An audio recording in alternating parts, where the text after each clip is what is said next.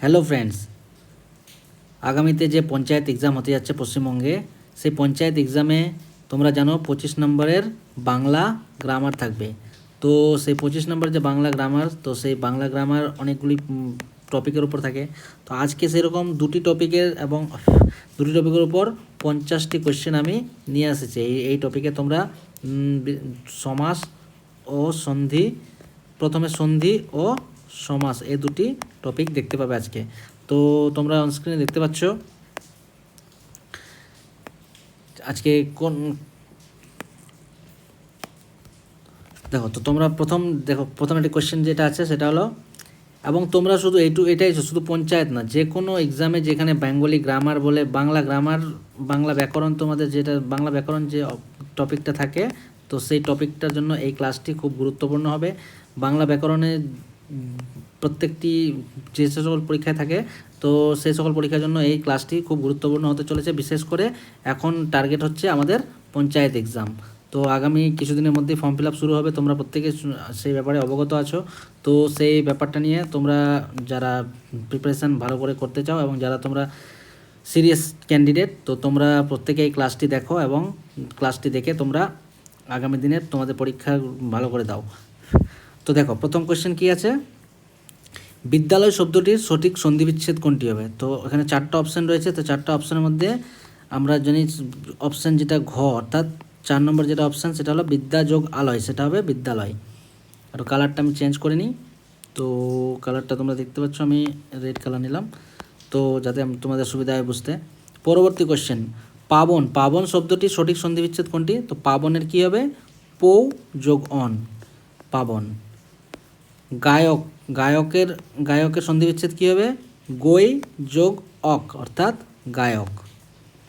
উদ্ধার, সন্ধিবিচ্ছেদ কী হবে?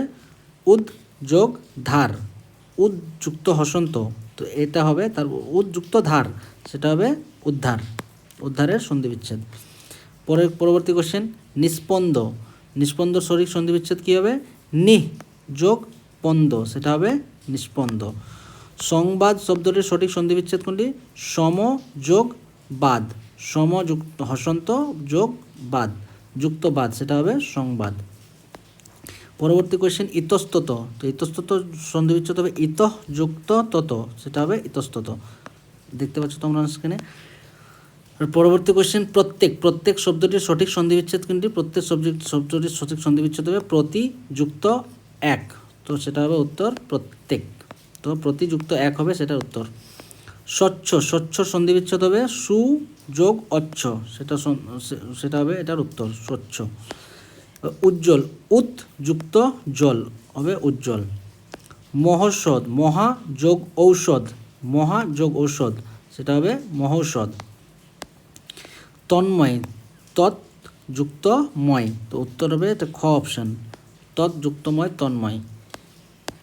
তারপরে অপশান হচ্ছে দিগন্ত, দিগন্ত যেটা হবে দিক যুক্ত অন্ত, সেটা হবে দিগন্ত।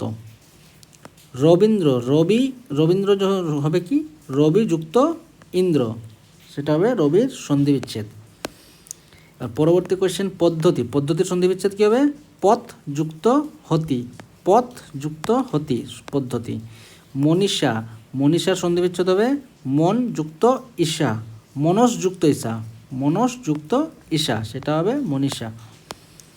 পরীক্ষা, পরীক্ষার সন্ধিবিচ্ছেদ কী হবে? পরিযুক্ত ইক্ষা, পরিযুক্ত ইক্ষা, ইক্ষা কী হবে? দীর্ঘই, দীর্ঘয়ের ইক্ষা হবে। এটা হস্যই, অনেকে হস্যের হিসেবে তোমরা করো, কিন্তু এটা দীর্ঘই হবে, কারণ এখানে পরীক্ষার স্পেলিং কী হয়? প রয় দীর্ঘই হয়, সেই জন্য দীর্ঘই আসবে।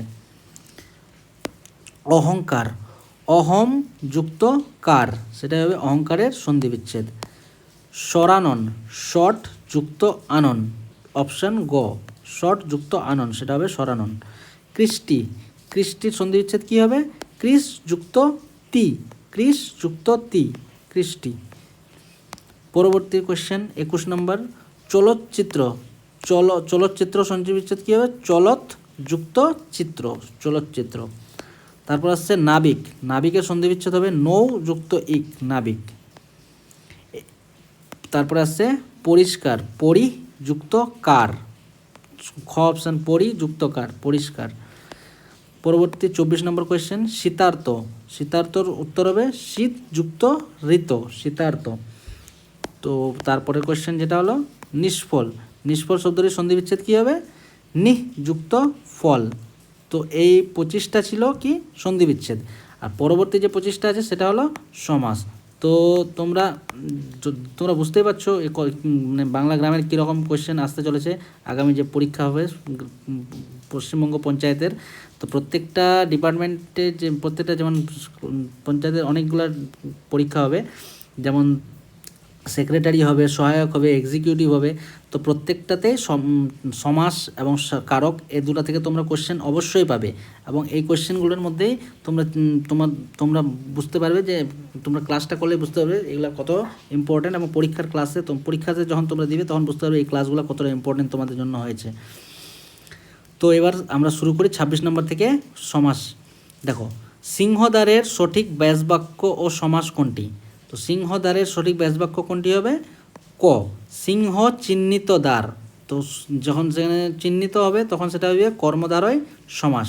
তো সমাসের রুলসগুলো তোমরা যারা জানো তারা বুঝতে পারবে, এবং পরবর্তীতে তোমাদের আমি সমাসের একটা ক্লাস, সমাস এবং সন্ধি নিয়ে একটা ক্লাস করে দেবো। আজকে শুধু তোমরা এমসিকিউগুলো করো, পরবর্তীতে তোমাদের আমি সমাসের মেন ক্লাস ডেসক্রিপটিভ একটা ক্লাস নিয়ে আসবো।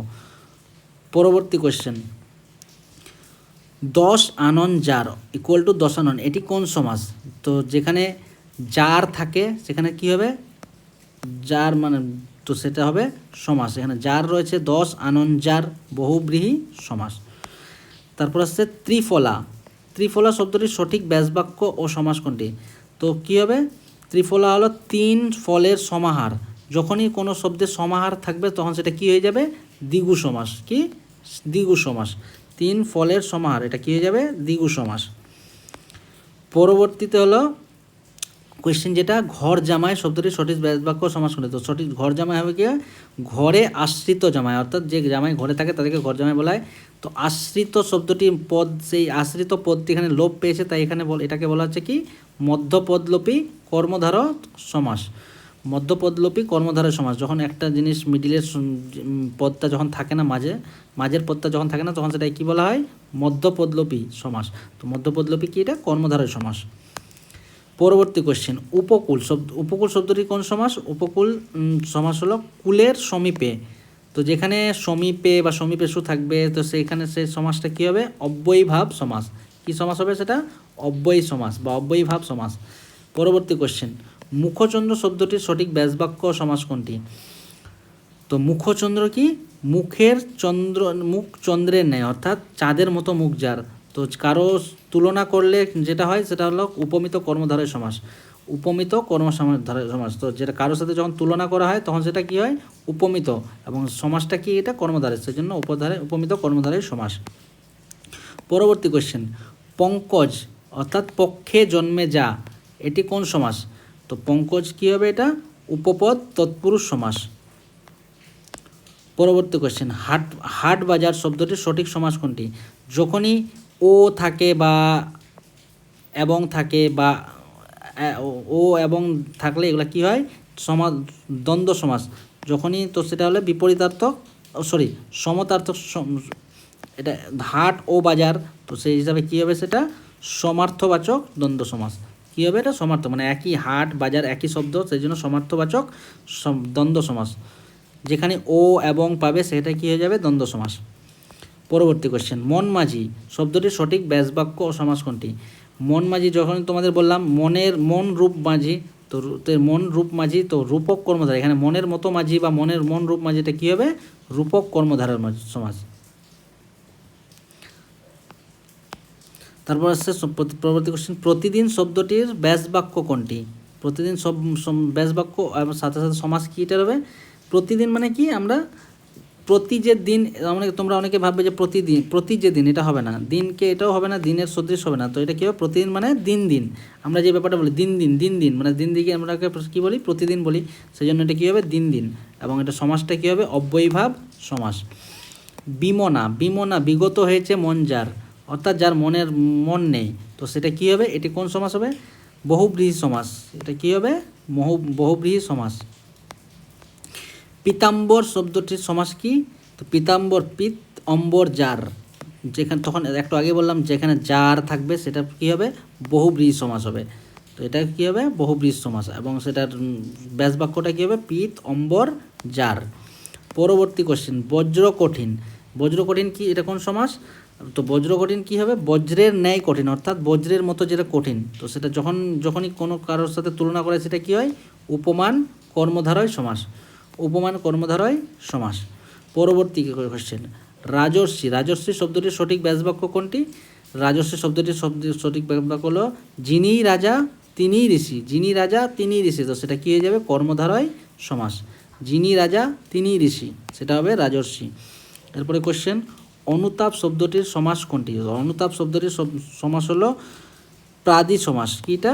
প্রাদি, মানে কোনো অনুতাপ মানে কি, কোনো জিনিস ব্যাপারে দুঃখ প্রকাশ করে, সেটা কী হবে, প্রাদি সমাস। পরবর্তী কোশ্চেন 41 নম্বর, চোরাবালি শব্দটির সমাস কী হবে? তো চোরাবালি কী হবে, চোরের বালি। চোরের বালি। তোমরা অনেকে ভাবতে পারো চোর রূপ বালি, চোর রূপ বালি হয় না। বালি কারো বালির কোনো মানে চোরের কোনো বালির মতো রূপ থাকে না, বা চোরের ন্যায় রালি, এটা বালি, এটাও হবে না। চোরা যে বালি, তোমরা অনেকে এটা মনে করতে পারো, কিন্তু এটাও হবে না। তো এটা কী হয়ে যাবে, চোরের বালি, মানে চোরের বালি, এটা কী হবে, ষষ্ঠী তৎপুরুষ সমাস। কী হবে, ষষ্ঠী তৎপুরুষ সমাস। পরবর্তী কোশ্চেন, মরণাপন্ন। মরণকে আপন্ন, এটি কোন সমাস? তো মরণাপন্ন এটা হবে দ্বিতীয়া তৎপুরুষ। কী হবে এটা, দ্বিতীয়া তৎপুরুষ সমাস। হাভাতে শব্দটি কোন ব্যাসবাক্য, কোন সমাস? তো হাভাতে কী হবে, ভাতের অভাব। ভাতের অভাব। ভাতের অভাবকে আমরা এক কথায় কী বলি, হাভাতে। তো সেটা কী হয়ে যাবে, অব্যয়ীভাব সমাস। যথাযোগ্য শব্দটির ব্যাসবাক্য কী? তো যথাযোগ্য শব্দটির ব্যাসবাক্য হবে যোগ্যকে অতিক্রম না করে। যোগ্যকে অতিক্রম না করে, অর্থাৎ আমরা যে যোগ্য তাকে অতিক্রম না করে যে ব্যাপারটা, সেটাকে বলা হয় যথাযোগ্য। তো এটা কী হবে, অব্যয়ীভাব সমাস। ভাই বোন কোন দ্বন্দ্ব সমাসের উদাহরণ? তোমরা জানো ভাই বোন হবে ভাই ও বোন। তো যখন ও এবং এসব আসে তখন কী হয়, দ্বন্দ্ব সমাস। কিন্তু এখানে বলছে দ্বন্দ্বের কোন সমাস, মানে কোন দ্বন্দ্ব সমাস এটা? তো ভাই বোন কি, মিলনার্থক দ্বন্দ্ব, মানে ভাই বোন, এটা তো মানে কোনো আলাদা জিনিস না, ওই জন্য জিনিসটাকে মানে এটাও তো সবাই মানুষ, তো এই হিসাবে এটাকে কী বলা হয়, মিলনার্থক সমাস। গায়ে হলুদ, অর্থাৎ গায়ে হলুদ দেওয়া যে অনুষ্ঠানে যে গায়ে হলুদ দেওয়া হয়, সেটা কোন সমাস? গায়ে হলুদকে কী হবে, মধ্যপদলোপী বহুব্রীহি সমাস। মধ্যপদলোপী বহুব্রীহি সমাস। এরপরে আসছে 47 নম্বর প্রশ্নে, শোকানল। শোকানল শব্দটি কোন সমাস হবে? শোক রূপ অনল। যখনই রূপ শব্দটি পেয়ে যাব তখন কী হয়ে যাবে, সেটা রূপক কর্মধারয় সমাস। শোক রূপ অনল। পরবর্তী কোশ্চেন, পঞ্চবটি। পঞ্চবটি কোন ব্যাস বাক্য বলা আছে? এখানে সমাস জিজ্ঞেস করা হয়নি, কিন্তু আমরা প্রত্যেকটা তাও সমাস আমরা লিখে রেখেছি আমাদের পিডিএফে। তো পঞ্চবটি কী হয়ে যাবে, পঞ্চবটের সমাহার। যখনই পঞ্চবটের, এটা কী হয়ে যাবে, পঞ্চবটের সমাহার। তো এটা হয়ে যাবে দ্বিগু সমাস। সমাহার থাকলে কী হয়ে যায়, সেটা দ্বিগু সমাস। জলাতঙ্ক। জলাতঙ্ক শব্দটির ব্যাসবাক্য সমাস কি? তো জলাতঙ্ক শব্দটির জল হতে আতঙ্ক, অর্থাৎ যারা জল থেকে ভয় পায় তাদের কী হয়, জলাতঙ্ক। সেটা কী হয়ে যাবে, পঞ্চমী তৎপুরুষ সমাস। কানাকানি। কানাকানি মানে কানে কানে যে কথা বলা হয়, সেটাকে এক কথায় কী বলা হয়, কানাকানি। তো এটা কোন সমাস? এটা হলো ব্যতিহার বহুব্রীহি সমাস। তো বন্ধুরা, তোমরা দেখতে পেলে এখানে আমরা আজকে 50টা কোয়েশ্চেন করলাম সমাস ও কারক নিয়ে, সমাস ও সন্ধি নিয়ে। তো এই ক্লাসটা তোমরা বুঝতে পারছো, এই আগামী যে পরীক্ষা আসতে চলেছে কিছুদিনের মধ্যে, হয়তো ফর্ম ফিল আপ শুরু হবে, এবং তার কিছুদিনের মধ্যে সেই পরীক্ষাটি হয়ে যাবে। অ্যাটলিস্ট আমরা আশা করতে পারি যে পুজোর আগে এই পরীক্ষাটি হতে চলেছে, অর্থাৎ ওয়েস্ট বেঙ্গল যে পঞ্চায়েত এক্সাম হচ্ছে সেটা পুজোর আগে হচ্ছে। তো পুজোর আগে হলে আমাদের, তোমরা বুঝতে পারছো, আমাদের জুলাই থেকে আগস্টের মধ্যে আমাদের ফর্ম ফিল আপ অবশ্যই হওয়া উচিত।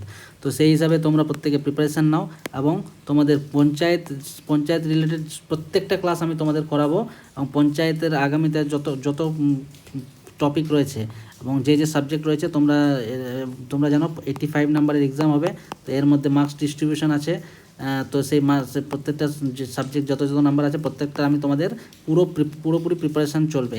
তো যারা তোমরা পঞ্চায়েত প্রিপারেশান, এবং তোমরা জানো এটা হলো 10+ অর্থাৎ মাধ্যমিক যারা তোমরা পাস করে আছো তারা প্রত্যেকে এই কোয়েশ্চেনটা পরীক্ষাটা দিতে পারবে। তো তোমাদের যারা মাধ্যমিক পাস তাদের জন্য খুব একটা ভাইটাল পরীক্ষা হতে চলেছে।